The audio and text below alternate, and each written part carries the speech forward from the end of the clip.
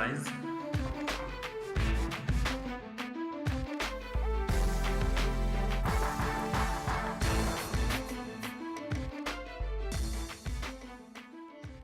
The All Africa IHL competition has been running for 16 years. This is the 16th edition of the competition.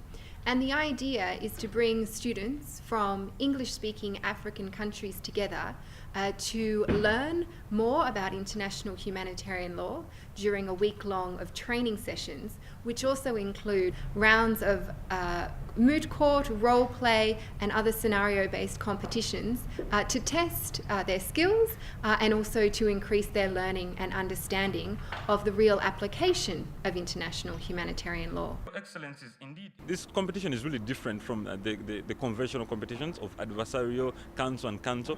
This is more of role plays. So you get to act as a worker for the ICRC, you get to work as a medical personnel, so then you get to know the actual challenges. So it's not about the law that you have in the book, it's about how do you get this law out there to these people. So this competition has brought out the pragmatic part of law. Your Honor. And what you get when you participate in the Arusha IHL Moot is a disruption, a cultural disruption, because you meet so many people. I have interacted with people from South Africa. I even got to know how to say hi in Xhosa. I don't know how to spell it, but it is really good. You learn so much that you wouldn't learn if you're in your small country in the world. All the judges came here and they didn't lecture us. They gave us experiences. They talked with us like we are on the same level.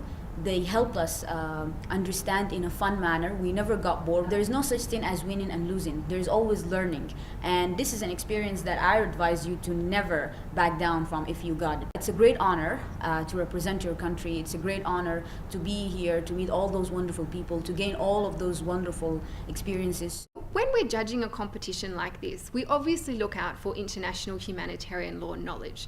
A key component of the judging is allocated to the grasp that the students have of the presentations that have been given throughout the week and their general knowledge of international humanitarian law. The International Committee of the Red Cross has a program for the engagement with what we call academic circles, and this involves essentially two elements to it: engagement with students, such as this competition this week and domestic versions of this competition, but also engagements with academics.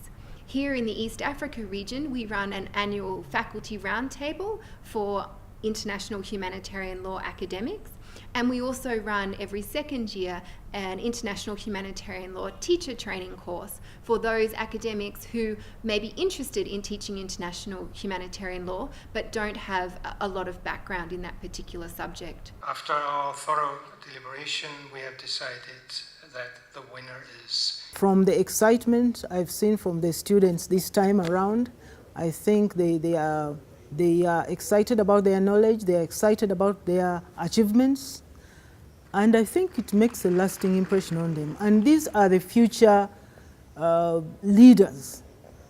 So if it is inculcated in them that international criminal law is about victims and not themselves, I think that is very important. It's a practical field. You get to touch people, you get to know that what you're doing is relevant to society and to humanity as a whole.